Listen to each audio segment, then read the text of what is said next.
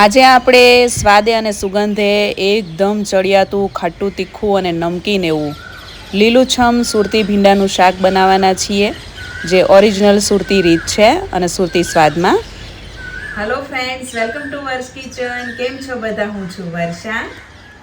તમે જો હજુ સુધી ચેનલ પર નવા છો અને ચેનલને સબસ્ક્રાઈબ નથી કરી અને તમને જો મારી રેસીપી ગમતી હોય તો વધારે સુપર હેલ્ધી, ટેસ્ટી અને ઇઝી રેસિપીઝ જોવા માટે મારી યુટ્યુબ ચેનલ વર્ષ કિચનને સબસ્ક્રાઈબ કરજો અને સાથે જ બાજુમાં આપેલા બેલ આઇકન પર ક્લિક કરજો, જેથી તમને આવતા નવા વિડીયોઝની નોટિફિકેશન મળતી રહે. અત્યારે ભીંડાની સિઝન છે અને માર્કેટમાં એકદમ તાજો લીલોછમ કૂણો કૂણો ભીંડો આવી રહ્યો છે. તો મેં અત્યારે 200 ગ્રામ જેટલો એકદમ નાની સાઇઝનો કૂણો ભીંડો લીધો છે, જે એકદમ લીલોછમ પણ છે અને એકદમ તાજો એવો છે. તો આજે આપણે અસલ સુરતી રીતે, સુરતી સ્વાદમાં ભીંડાનું શાક બનાવીશું. 200 ગ્રામ જેટલો ભીંડો લઈને તેને એક મોટા વાસણમાં પાણી નાખીને આપણે 10થી 15 મિનિટ રહેવા દેશું. ભીંડાને આ રીતે પહેલાં આખો જ ધોઈ નાખવાનો હોય છે, એટલે ભીંડામાં ચીકાશ બિલકુલ ના આવે. તો 10 મિનિટ આ રીતે બાઉલમાં રહેવા દેશું પાણીમાં, એટલે તેમાંથી માટી જે બધી હોય છે તે તળિયે બેસી જશે.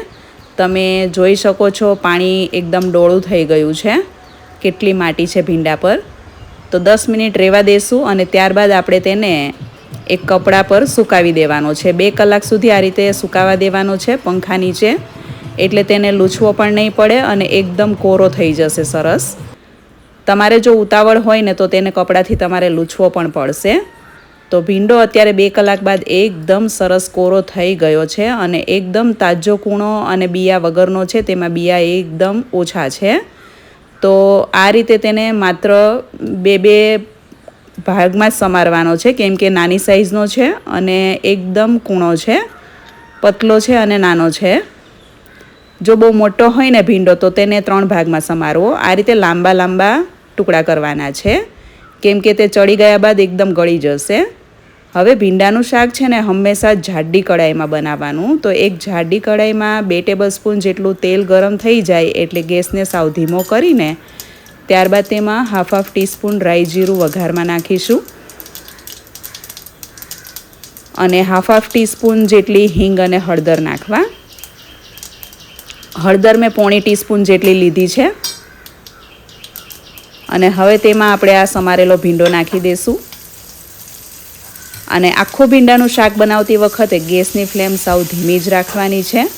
ફાસ્ટ ગેસની ફ્લેમ પર જો તમે ભીંડાનું શાક બનાવશો ને તો તે ભીંડો કાળો પડી જશે, તેનો કલર બગડી જશે. અને આ રીતે જો તમે ધીમા ગેસે બનાવશો ને, હળવા હાથે આ રીતે સાંતળવાનું છે ધીમા ગેસે, તો તે ભીંડો એકદમ લીલોછમ જ રહેશે. શાક બની ગયા બાદ પણ તેનો કલર બદલાશે નહીં અને આમ પણ એકદમ તાજો અને કૂણો છે, એટલે ચડતા પણ વાર નહીં લાગે.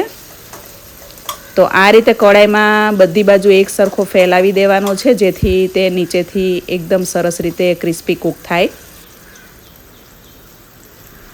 અને દર 1 મિનિટે તવેથા વડે તેને ફેરવી લેવાનો છે. 1 મિનિટ સુધી સંતળાવા દેવાનો અને 1 મિનિટ બાદ તેને ફેરવતા રહેવાનું અને આ રીતે ખુલ્લો જ સંતળાવા દેવાનો છે, તેને ઢાંકવાનો નથી. હવે 12 થી 13 કળી જેટલું લસણ લેવાનું છે. આ ભીંડાના શાકનો ખાસ મસાલો તૈયાર થઈ રહ્યો છે. 2 તીખી મરચી લેવાની છે. તીખાશ તમારે તમારા ટેસ્ટ પ્રમાણે લેવી. આ સુરતી મરચી છે, જો બહુ જ તીખી છે. અને 1 મોટો ટુકડો આદું, ત્રણેયને અધકચરા વાટી લેવાના છે. તો ભીંડો 3 થી 4 મિનિટ કૂક થાય ને ત્યારબાદ તેમાં અડધો ટેબલસ્પૂન જેટલા શેકેલા તલ નાખવા. તલ નાખીને આપણે તેને મિક્સ કરી લેશું અને તવેથા વડે જ મિક્સ કરવાનું છે, જેથી શાકમાં ચીકાશ બિલકુલ ન આવે. અને ભીંડાનું શાક બનાવતી વખતે ક્યારેય પણ શરૂઆતમાં નમક એટલે કે મીઠું નહીં નાખવાનું. જો તમે પહેલેથી જ નમક નાખી દેશો ને તો શાક ચીકણું થશે અને તેમાં લાળો પણ થશે અને શાક એકદમ બની ગયા પછી પણ ચીકણું જ લાગશે ખાવામાં. તો તલ નાખ્યા બાદ ભીંડો ઓલમોસ્ટ 30 થી 40% જેટલો તો કૂક થઈ ગયો છે. એકદમ કૂણો છે એટલે 5 જ મિનિટમાં ભીંડો ચડી જશે. ચડતા બિલકુલ વાર નહીં લાગે અને પ્રમાણમાં ઓછો છે. જો વધારે પ્રમાણમાં હોય ને તો મોટી કડાઈ લેવાની, એટલે તે જલ્દી ચડી જાય.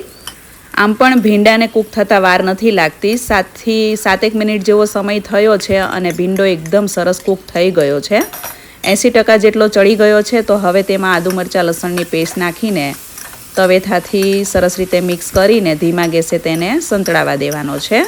આપણે તેલ પ્રમાણમાં ઓછું લીધું છે એટલે ભીંડો સરસ ક્રિસ્પી પણ થશે અને ઓઇલી પણ નહીં થાય અને ખાવામાં મીઠો લાગશે। ગેસની ફ્લેમ સાવ ધીમી જ છે અને આ રીતે તેને ખુલ્લો સંતળાવા દેવાનો છે। ભીંડાના શાકને ક્યારેય પણ ઢાંકીને નહીં બનાવવાનું। જો તમે તેને ઢાંકશો અને પહેલેથી નમક નાખી દેશો તો તે શાક સાવ ચીકણું થશે અને કલર પણ કાળો પડી જશે। હજી સુધી આપણે નમક નથી નાખ્યું, જો તમે માર્ક કર્યું હોય ને તો લસણની કચાશ દૂર થઈ જાય ત્યાં સુધી તેને આ રીતે સાંતળવાનું છે। અને ખાસ સિક્રેટ ટીપ છે કે ગેસની ફ્લેમ ધીમી જ રાખવાની છે। અને હવે ભીંડો સરસ ચડી ગયો છે ને તો તેમાં સ્વાદ પ્રમાણે નમક અત્યારે હું નાખી રહી છું। નમક નાખીને આ રીતે જ તેને 1 મિનિટ ખુલ્લો જ સંતળાવા દેવાનો છે। તે દરમિયાન આપણે તેનો એક મસાલો તૈયાર કરી લઈએ, જે ભરેલા શાકને પણ ટક્કર મારે ને તેવો મસાલો તૈયાર થશે। તો 2 ટેબલસ્પૂન જેટલા દાળિયા અથવા તો દાળિયાની દાળ લેવી, 8 થી 10 લીમડાના પાન, 2 ટેબલસ્પૂન જેટલું સૂકું કોપરાનું ખમણ લીધું છે। આમાં તમે લીલું નાળિયેર પણ લઈ શકો છો। અને ½ ટીસ્પૂન જેટલી કસૂરી મેથી લીધી છે, કસૂરી મેથીનો પાવડર છે। 1 ટીસ્પૂન જેટલા સૂકા ધાણા, 1 ટીસ્પૂન જેટલી વરિયાળી, વરિયાળીનો પાવડર પણ નાખી શકાય જો તમને વરિયાળી આખા ભાગી ખાવામાં આવે ન ગમતું હોય તો। 1 ટેબલસ્પૂન જેટલી ખારી શીંગ ફોતરા ઉતારીને લેવાની છે અને આ બધું મિક્સરમાં દાણેદાર ક્રશ કરી લેવાનું છે। આ મસાલાથી ભીંડાના શાકમાં સ્વાદ અને સુગંધ 100 ગણા વધી જશે અને ભરેલા ભીંડાનું શાક હોય ને તેવો જ તેનો સ્વાદ આવશે।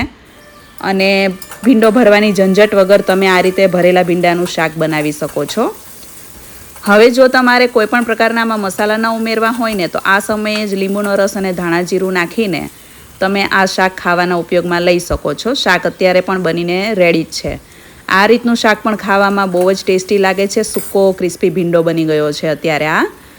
તો અત્યારે હવે તેમાં 1 ટીસ્પૂન 1.5 ટીસ્પૂન જેટલું ધાણા જીરું પાવડર અને 2 ટેબલસ્પૂન જેટલો આપણે જે અત્યારે મસાલો વાટ્યો તે નાખીશું। આ મસાલાથી આ પાવડરથી શું થશે કે જે આપણે મરચું ને એ બધું નાખ્યું છે ને મસાલા, એ પાવડર સાથે ભળીને ભીંડાની ઉપર એકદમ સરસ રીતે કોટિંગ થઈ જશે। એટલે ભીંડો એકદમ સ્વાદવાળો લાગશે અને મસાલાથી અલગ પણ નહીં લાગે। અને ધીમા ગેસે તેને આ રીતે 1 મિનિટ સાંતળવાનું છે। અડધી મિનિટે શાકને આ રીતે તવેથા વડે ફેરવતા રહેવાનું છે અને સાંતળવાનું છે, એટલે મસાલો પણ સરસ રીતે કૂક થઈ જાય અને બળી પણ ન જાય। આ સમયે જો તમને એવું લાગે કે એકદમ ડ્રાય સબ્જી છે તો આમાં તમે થોડું કાચું તેલ ઉપરથી નાખી શકો છો। અમારા ઘરમાં આ રીતનું ડ્રાય અને કોરું શાક બધાને ખૂબ જ ભાવે છે એટલે મેં તેલ પણ ઓછું નાખ્યું છે। 2 વ્યક્તિને સર્વ થાય તેટલું આ સબ્જી તૈયાર થશે। હવે તેમાં 1 ટીસ્પૂન જેટલો ચાટ મસાલો નાખવાનો છે, અડધા લીંબુનો રસ નાખવો। શાક આખું બની જાય ને ત્યારબાદ જ લીંબુનો રસ અને ચાટ મસાલો નાખવાનો છે। મને અત્યારે થોડો મસાલો ઓછો લાગે છે તો હું ફરીથી થોડો નાખી રહી છું। ટોટલ મેં 1/2 ટેબલસ્પૂન જેટલો મસાલો આમાં નાખ્યો છે। બીજો મસાલો હું અત્યારે ફ્રીઝમાં ભરીને મૂકી દઉં છું। 2 થી 3 મહિના સુધી આરામથી એરટાઇટ ડબ્બીમાં સ્ટોર કરી શકાય છે ફ્રીઝમાં। હવે ગેસની ફ્લેમ બંધ કરી દેશું। શાક બનીને તૈયાર છે અને જુઓ તમે ભીંડાની સાથે મસાલાનું કોટિંગ કેટલું સરસ થઈ ગયું છે અને અત્યારે આખા કિચનમાં ભરેલા ભીંડાનું શાક બન્યું હોય ને તેવી એકદમ મસ્ત ટેસ્ટી સુગંધ આવી રહી છે। સામેવાળા ઘરમાં પણ ખબર પડી જાય કે અત્યારે આ ઘરમાં ભરેલા ભીંડાનું શાક બની રહ્યું છે, એટલી સરસ સુગંધ આવી રહી છે। તો હવે તેમાં ભારોભાર ધોઈને કોરી કર્યા બાદ સમારેલી કોથમીર નાખવી। કોથમીર તમે ભીની ધોઈને તરત નાખશો ને તો શાક એકદમ લચકા પડતું થઈ જશે, જે ખાવામાં સારું નહીં લાગે। તો અત્યારે આપણે શાકને માત્ર 1 મિનિટ ઢાંકીને રહેવા દેશું, ત્યારબાદ આપણે તેને સર્વ કરીશું। આ શાક ગરમા ગરમ અને ઠંડુ ટિફિનમાં બંને રીતે ખાવામાં બહુ જ ટેસ્ટી એવું લાગે છે। તો અત્યારે હું આ મસાલાવાળા સૂકા ભીંડાનું શાકને ગરમા ગરમ રોટલી અને સલાડ સાથે સર્વ કરી રહી છું। ભીંડો કૂક થયા બાદ કુદરતી મીઠાશ તેમાં વધી જતી હોય છે. ભીંડો આમ પણ ચડી ગયા બાદ ગળચટ્ટો થઈ જતો હોય છે. તો આ શાકમાં ગળ પણ બિલકુલ નાખવાની જરૂર નથી. તે કુદરતી મીઠાશવાળું તૈયાર થશે અને આ શાકનો સ્વાદ ખાટો, તીખો અને નમકીન એવો ચડિયાતો સ્વાદ હોય છે. ગરમા ગરમ રોટલી, ગોળ, ગાજર, બીટ અને ટામેટાં અને તાજી મોળી રગડા જેવી છાશ સાથે સર્વ કર્યું છે. આ શાક આ રીતે ખાવાની મજા પડી જશે.